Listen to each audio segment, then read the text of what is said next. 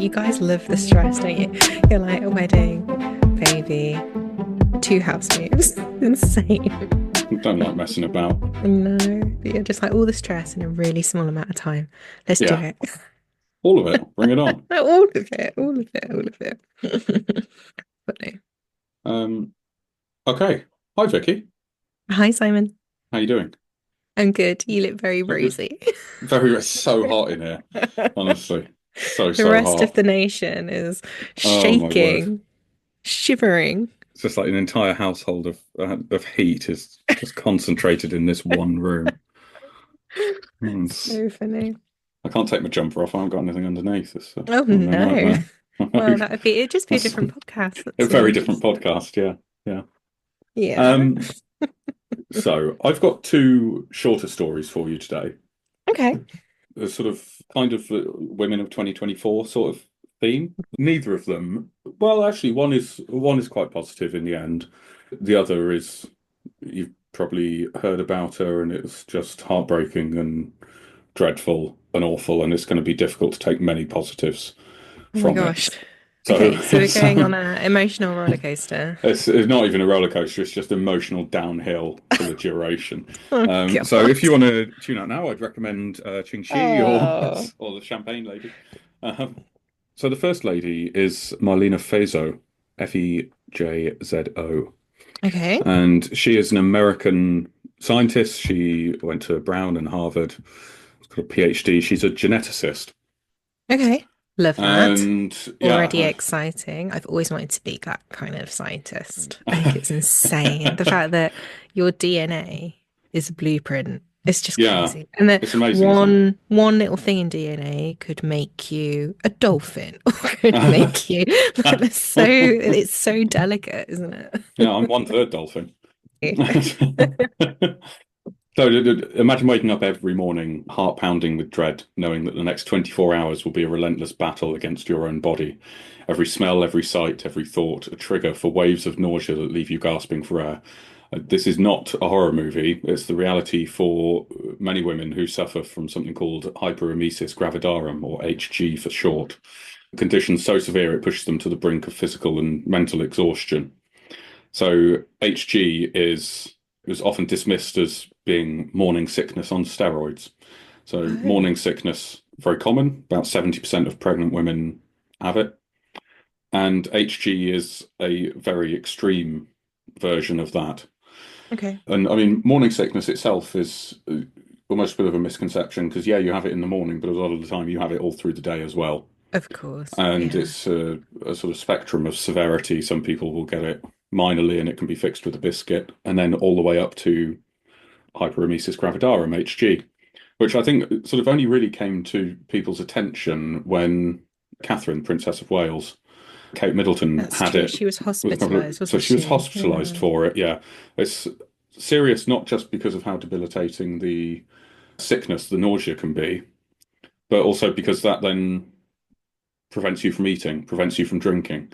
So you get Hmm. malnourished, you get dehydrated, and it can sort of escalate to the point where it then risks this, not only your health, but that of the fetus as well.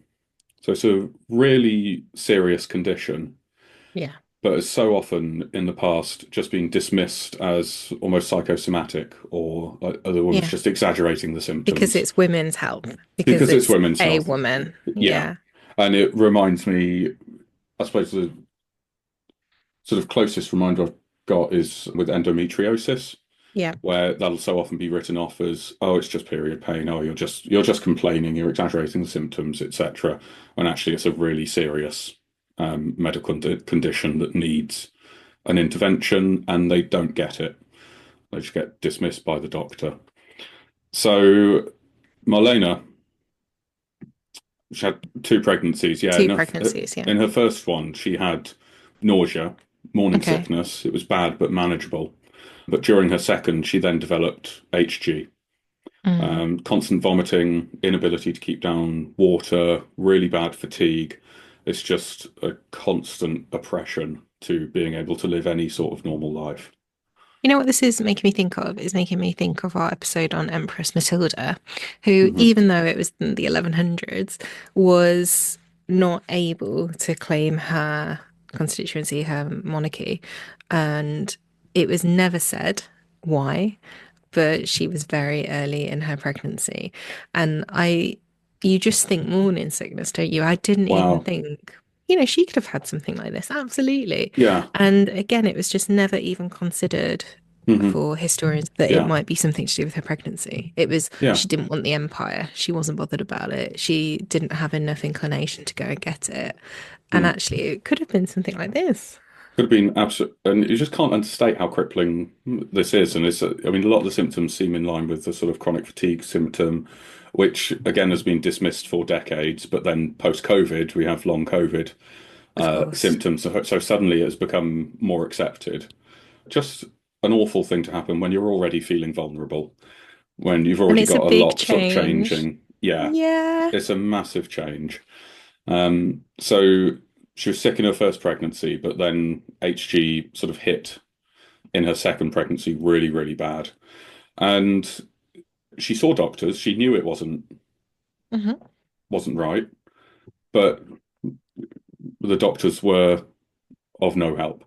They dismissed it. They said she was exaggerating. She was offered little in the way of effective treatment. Classic. It was this like cycle of you feel nauseous, you can't eat or drink, you get dehydrated, that makes you more nauseous. You go And downhill, you this is get weaker. modern This medicine, is right? this is like 10 years ago. Wow. Yeah, modern medicine. Yeah. And it's not even that these conditions just get dismissed as an exaggeration. It's that often, and throughout history as well, women are made to feel shame, like it's Yes, their we fault. are. Like period symptoms and things. Oh, we'll shun you away. We'll shut you away for a few Yeah. days because we don't want to get it. It's a shameful thing that has to be hidden. Honestly, I've got so many This, flashbacks coming with my time with doctors and, not mhm. being listened to and being scared to say what your symptoms are because you just know you're going to be judged and you just know you're going to be Yeah, dismissed. And yeah, I would say I'm pretty average. I'm not one who's been to a doctor's especially. hmm, And yeah, I've got so many little ding ding ding yeah, examples that are coming through. Yeah. yeah. It's sort of written off as a manifestation of anxiety. No, she wasn't having it. It's like this is not just in my head.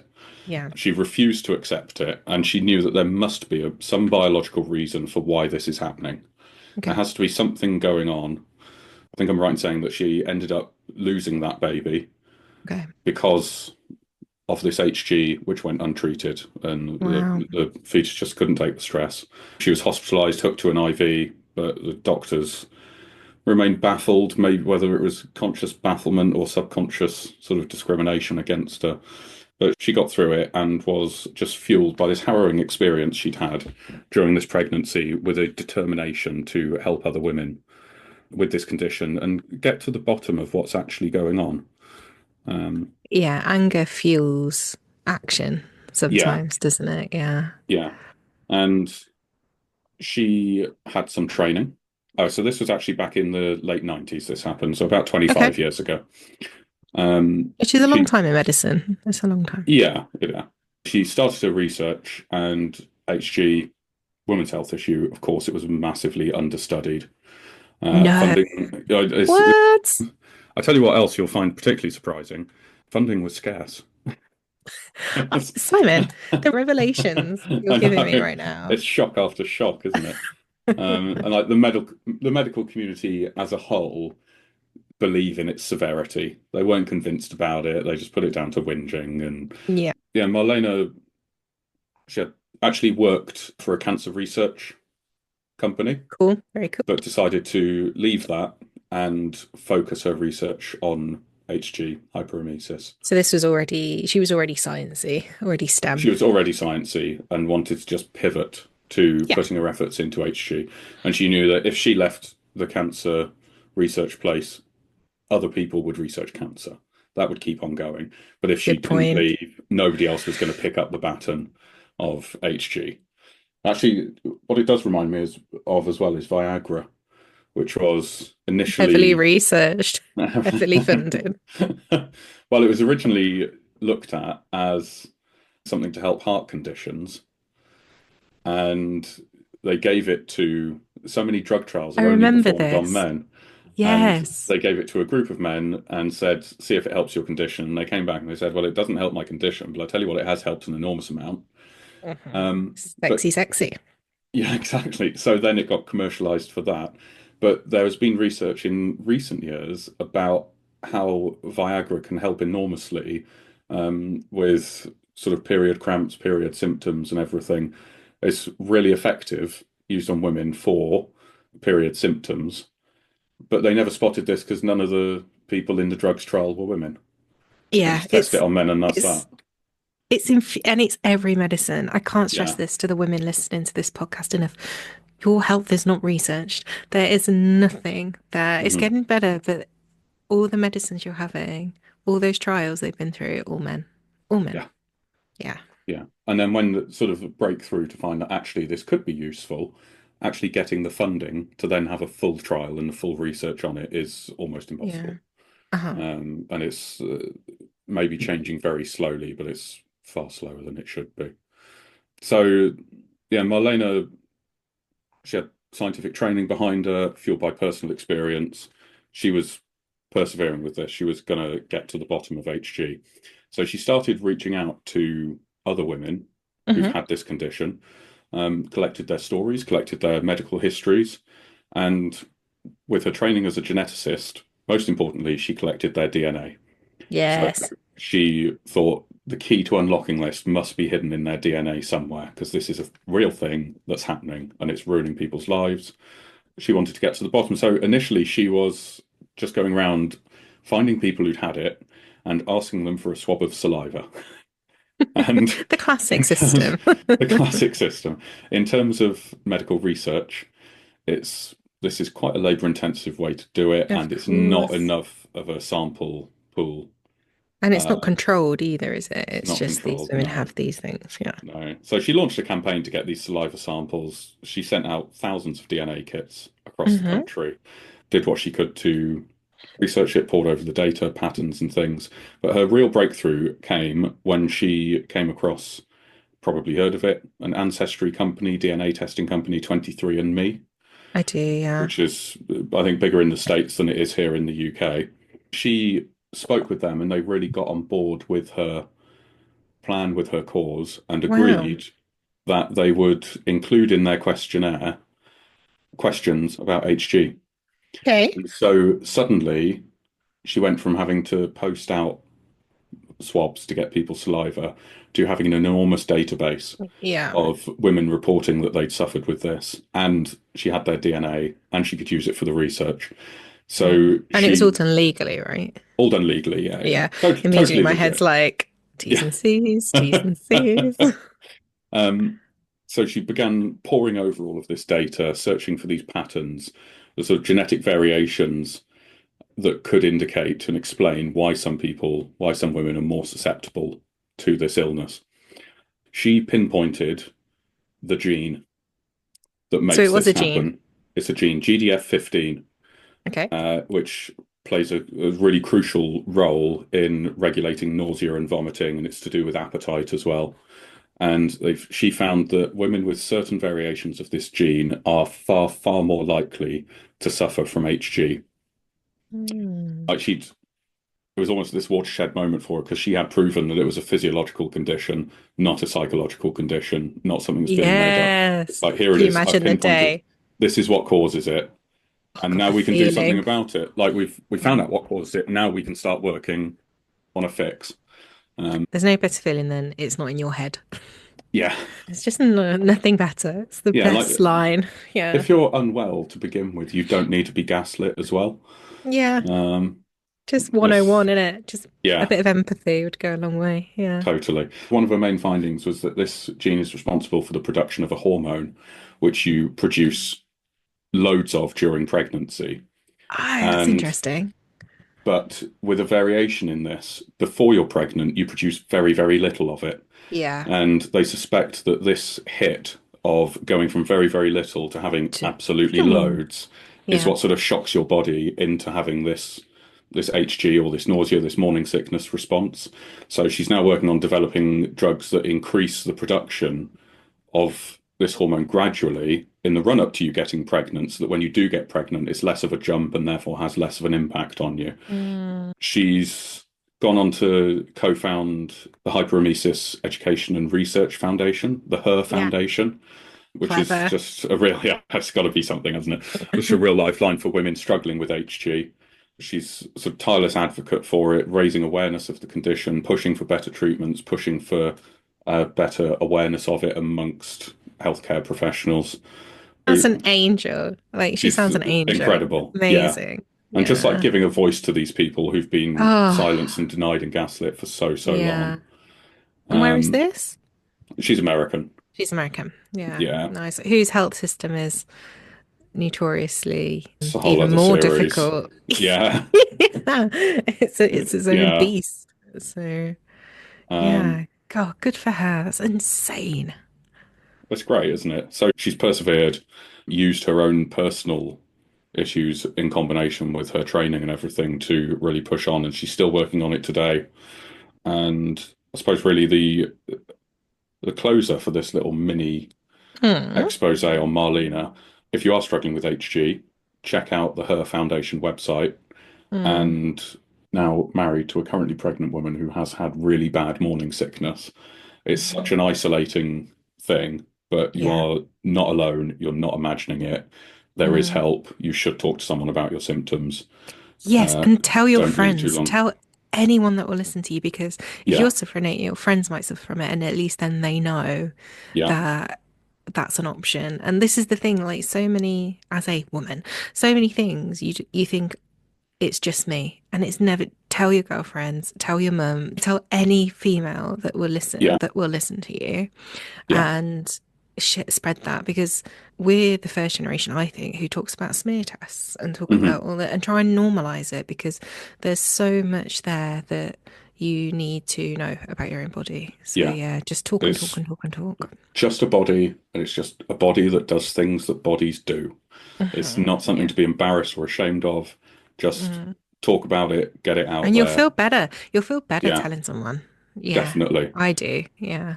And it might be that they're suffering with it, or it might be that they have They know suffered with it, someone they know or yeah. someone, Hmm. and even by sharing it, you may make someone else not feel alone in this Yeah. Or and realize recognize that they something in weren't. themselves. And if you do speak to someone, I'm not knocking our local doctors. I Hmm. haven't any complaints, but speak to your midwife. Mm. Speak to the midwife, find out there's usually like an emergency gynecology section unit in the Department, hospital yeah. that will Uh-huh. help with this, who are aware of it and will be on it, certainly here in the UK. Go to, So don't be yeah. a martyr, Oh, just public crack on. service announcement. We're very good at That's these. our little Very PSA for good. today. Yeah. Yeah, absolutely. Fab Um, so that's actually quite an uplifting one. I'm gonna, as the sort of second half of this episode. double build mini, Yeah, I would like to talk about Giselle Pelicot. yeah. Yeah, I'm going to be discussing uh, pretty severe sexual assault, sexual abuse, the justice system, drugging, Yeah. spousal abuse, It's heavy. all of these. So if you've got little ones, or if this is going to be particularly triggering for you, I would advise uh, rate, like, and subscribe. And we'll see you next time. Anyway, and we'll see you next time. Absolutely. Yeah. It's an important story, though. Let's go. Yeah, I think Giselle Pelicot, she's actually, that was her married name, which she's now dismissed, is my woman of 2024, just for her astounding bravery and bucking the norm, bucking the trend, and just the way she's conducted herself in, it's just horrific. It's absolutely horrific. It was about September last year. My main source of this for this is 4 months of BBC reporting and following the story really closely. It's been compelling and horrifying in equal measure. Giselle was lived in a small French town called Mazan, which from the outside seemed like a totally ordinary small town, Hmm. full of totally ordinary people and Hmm. builders and plasterers and bank managers and shop assistants, and just a town, Hmm. a totally nondescript, normal French town. And she lived there with her husband. She was a loving wife, devoted mother, uh, son and a daughter. She was a respected member of her community. But behind all of this, and she didn't know about it, was just an absolute betrayal and violation, which, when it came out, has shocked, I would say, shocked the world, but particularly shocked France. Yeah, Um, it shocked the world 100%. yeah. It definitely did. It stretched, and you can see that in like the subculture movements that have happened, that people are redesigning time of the year magazine covers with her face Hmm. on. And Yeah. if Instagram's your thing, there's a huge commentary on there of women who, from all different cultures all over the world, standing with Giselle. Hmm. She was born in 1952, had a stable, warm earlier years, met her future husband, Dominique, in Hmm. her youth, and they built a life together, as many people do, many people wish to. They raised two children, had decades of what she thought was a happy marriage, normal home life, just very typical. But she didn't know that Dominique was a total predator, just hiding in plain sight. In 2020, Dominique was arrested for upskirting. So upskirting Yep. is where you take a photo up a woman's skirt. And He, got illegalized so late. yeah, it Like, was only a few years ago in the yeah, UK, wasn't it? I know 2018, there's, something like that. Horrendously yeah, late. I remember at the Yeah. time there were lots of stories about like people being upskirted at music festivals and Glastonbury and Hmm. things. Yeah. And off the back of that, a lot of campaigning and finally made illegal. I think it was made illegal in Scotland before England. Yeah. Um, but yeah, the police arrested him over this, Okay. and he'd used his phone Yeah. to take pictures. They thought maybe he's done this before. There was a criminal psychologist interviewed him over this particular crime, but just knew something wasn't right with him. Couldn't exactly Really? pinpoint it, but Wow. just got the impression that this was a man with two very clear and very different sides to his personality, and that he was doing a very good job of performing as this typical laid back, Mm. nice, genial Bumbly man. man. Yeah. Yeah, he's lovely, but he had such a strong inclination that there was this other side to him. So he encouraged the police to investigate further. That's And interesting. the police then looked on his computer, and what they found on his computer was a very well catalogued collection of videos and images spanning a period of 9 years of him and other people raping his wife, Giselle, while she appeared to be in all of the videos unconscious. So the investigation got deeper. Obviously, this is a more serious Mm. issue now than upskirting. And The word that really stood out for me there was well categorized. oh, Like, it's this very is well not just a organized. dirty little thing. This is, Yeah, like you said, a completely different personality, like yeah, a complete part of his identity. totally. This is not an opportunist crime. This is Yeah, that's not true. someone taking advantage of a drunk woman on a night out. This Oh, is someone who has meticulously planned and organized and arranged this yeah. over and over again. Yeah, Um, that's it. Actually sent me into a bit of a shiver. Yeah, the idea that like how many hours did he invest in that? In yeah. I yeah. mean, it's like 9 years that he was doing this for. Mm, 9 years that Giselle had absolutely no idea about it. So what would happen is mm. he would slip drugs into her food or drink. Giselle would go unconscious, and he would then invite other men around within around a 40-mile radius of Mazan. Okay. He would get men in, he would advertise on particular websites to come and rape his wife. On particular websites, And Jesus. he would then film it, and he would film it, catalog it. And we're not talking about one or two, this is dozens. This is over 50 strangers that he invited to do this. Giselle, such was the effectiveness of the drugs, had absolutely no idea that this was happening. She knew something was up, but she Yeah, of couldn't course. explain the medical condition. She couldn't explain why she was sore, Mm. why she ached, And why she this, kept getting UTIs, or these sort of yeah, recurring things. hearing this straight off the back of Marlena is so like they're stories match so well. Yeah. Because again, it's women not being listened to. And this surely should ring some alarm bells if you have, I can't speak on behalf of the medical profession, but if What? you have something, Why not? you have something unexplained, there has to be an explanation. You can't just write this off as a, That's um, science as a fundamental, isn't it? yeah, there Yeah. had to be a reason behind this.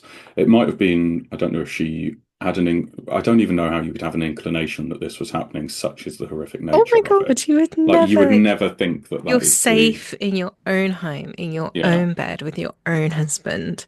yeah. Why on earth would your brain go, oh, people are traveling from a 40-mile radius Yeah. to attack me? So Wouldn't, would you? you just wouldn't know. No. So these details were found by the police and investigated, and the investigation took a long time because there were Mm. so many abusers. It was over 50 men. Uh, Fortunately, Dominique had recorded all of them, so they could all be identified. They're all Wow. on film. Um, and then finally, last year, 2024, the trial began. Uh-huh. Now, the sort of the norm in these cases is that the woman has anonymity Yep. in it, and reporting is not allowed, particularly in France, reporting is not allowed on these cases. It's sort of goes back for me to this victim blaming, victim shaming. For some reason, the victim should be ashamed about something that someone else has done to them, even though this is not her, this is not her fault. Hmm. You should Hmm. not be ashamed of it, but so often, particularly with sexual assault cases, this is what happens. And people don't want to open themselves up to the usual accusations that come along of like, oh, it wasn't, oh, it's your fault for being drunk, it's your fault for wearing that, it's etc. But she refused the anonymity and allowed full reporting of the trial and for all of her details to be out there. Yeah, what a And decision. it's incredible, just the strength that must have taken to walk into that courtroom, and she was there every day Yeah. in that courtroom, sat opposite her husband, sat opposite Yeah. all of the accused, listening to these stories, watching the replays of what her husband had done. And that was a big part of the prosecution, is because these men have been recorded, so there was no possibility of denial by them that they had been involved. I Um, think this is the reason why she's Woman of 2024, because that testament to that, her character, yeah, because she'll be ripping apart inside in ways I can't even imagine. She'll be absolutely torn down. yeah, And then to make a historically significant decision that it will ripple through the globe it surely of will. other decisions being made by other women to make sure that they're stood up for in Yeah, legal systems. And that is awe-inspiring. yeah, It's out of this world. She made that decision on yeah. her own independently. No one coerced her into doing that. I should Hmm. think it's yeah, it's the gravity. Yeah. And she would have known what she was getting involved in by going to the court case every day. But to find that sort of inner strength and conviction to actually not hide away Mm. from it and show to the Hmm. world that she is a survivor of Yeah, it and that she is coming out the other side of this when her entire life, her entire world has been undermined, ripped decimated. apart. Yeah, Yeah. like the whole concept of her loving marriage was a she waived her right to anonymity. Story shared around the world. I mean, in terms of true crime reporting, this was a hell of a story to be reported. A difficult read every day that there was an update, but just such a powerful statement from her. She actually said, "I am not a victim. I am a survivor." One of the sort of biggest impacts that it seems to have had is the normality and mundanity of the men who were accused. These were not, you think of like the image, I remember the sort of program Brass Eye from years ago. And so many times, like a sex pest is always pictured in an anorak and creeping around in an alleyway With the or something mustache and the with the mustache. skinny and the yeah, Yeah. yeah, I know And the like ones, yeah. creepy people look creepy. Creepy, creepy. Actually, these people didn't look creepy. These were normal men. These were men who Mm. had, one of the things I find Kids. sort of most sickening Yeah. is they had daughters, and yet they Ugh. were, everyone's. got a mum. Lots of people have daughters and sisters. But what Um, she's done in making that decision that we just spoke about was the world realize women have known that sex pests look normal. We've known that yeah. for centuries. The world didn't know that. And I think that is just another string to her bow of what she's achieved. Hmm. And now the world hopefully listens and should know. Because they electricians, weren't they? Firefighters, civil Electricians, servants. plumbers, firefighters, shop workers. Yeah. Just your town. Totally normal town, normal people with normal family lives. Mm, And then behind this, I mean, the main defense that a lot of them tried, some just pled guilty to it. yeah, Um, because um, of the video. because so they couldn't deny that part of it. The main part that they tried to deny was the rape aspect of it, and Right. they claimed that it was part of a sort of sexual fantasy, and she was pretending to be unconscious. That defense did not fly, Good. and they've, yeah, I'm pretty sure that most, if not all of them, have been sentenced to prison time. Yeah. And just the movement that she started, this sort of empowerment that she's given to women to reclaim their lives, question it, Reclaim. Love that. yeah, Reclaim. like Yeah. actually, this is weird, and I'm going to stand up for it. I'm not going to This be the is weird. victim. Yeah, I think it's led to legal reforms in France, so extra protections for victims of sexual violence, holding perpetrators accountable. The actual definition of rape in France was slightly Was odd. it? Oh. So they had some work to do in the prosecution to fit the crimes into that definition. Oh, seriously? Yeah. Oh, I didn't know Um, that. but So she's up against a not fit for purpose justice system as well. Yeah. yeah. But came out of it victorious. I think both in the And legal sense dignified. and dignified. Dignity is the big thing here. I don't really know how to conclude this other than she's absolutely incredible. I find it harrowing how I am a man. That's not the bit I find harrowing.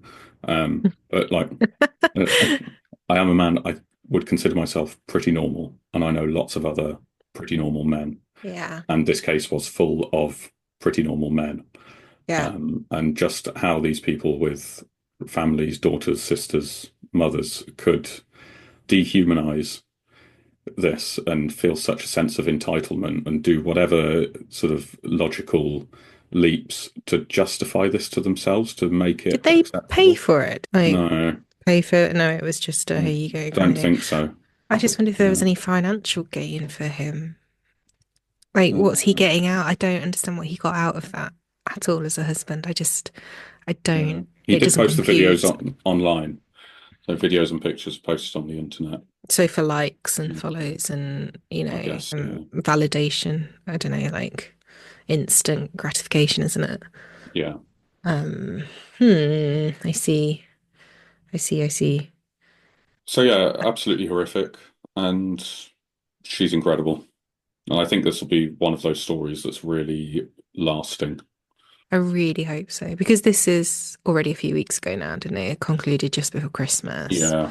And you're right, the BBC did a great job of because I remember the day where all the convictions came and when they like tweet Yeah. and it was just one after the other after the scale of doing it like that rather than here's boom, here's a list. They were doing it in live time. I think it's And the really important as scale well. was astronomical. It was just Yeah. so, it's never ending. It's never Really ending. emphasizes it. And of course, there Yeah. was an embargo on naming and giving details of the accused until the trial was over. And the fact that Stark. this was around as well when the Al Fayed Harrods accusations came out as Yeah. well. Yeah. Yeah. Yeah. And like that And went when on for Trump got decades. elected, that was happening. So we've got a US president who has openly assaulted women and has been honest about Yeah. that and open about that. Like, this is what it's interesting that you think it's going to last. I'm less certain, but I really hope so. Logic dictates it's Surely. got to. Yeah, logic. I Yeah. totally get that. I think But like then we should logic have dictates. like an annual Giselle Day for like celebrated on the day that the trial ended. But actually, she probably doesn't want that. She probably just wants her life to carry on to Yeah. just let's see stop. what sort of life she can now recover and make for I her. did read somewhere that she purposely used her married name in the trial, so Hmm. her grandchildren in particular didn't feel so they had something to hold on to, Hmm. because she has changed it back to her maiden name now, but she didn't want them to be ashamed of the name. And I think that again, that is testament to her strength and the dignity, and she must be stretched beyond belief, but she's still beautifully dignified throughout. So Yeah. yeah, I can't really do it justice, I don't think. But everything I say, I feel is just isn't enough. Like, Oh, totally. Yeah. yeah, for It's the sure. sort of thing you need. If you haven't followed it closely or read about it, if you think you can bear it, I would encourage you to do so, particularly our Yeah. male listeners. It sort of pains me to say that, but give it a listen and just let it sort of mull and sit with you and I take sit some with time the to realize the uncomfortableness. implications. Yeah, really feel that. Feel that Yeah, uncomfortableness. Yeah, for sure. yeah. Well done. So there we are. That's Nice one, two for Si. today. Yeah. Yeah. Um, Thank you for listening. If you stuck with us through that, thank you very Yeah. much. Please comment, rate, subscribe, all the usual. If you've been affected by any of the issues discussed in this podcast, there are places to reach out to. Yeah. I think maybe it might be good if we put some on our Insta page and Facebook. We'll put some in the show Um, notes. Yeah, yeah, for great. sure. And yeah, There's help. 100%. You're not alone. Thank thanks for you. listening. We'll have Thank something a bit you. lighter next week. We'll Yeah, find something. we'll find something. Yeah. Thanks. Okay. Thanks very much, guys. Bye. Thanks for listening. Bye.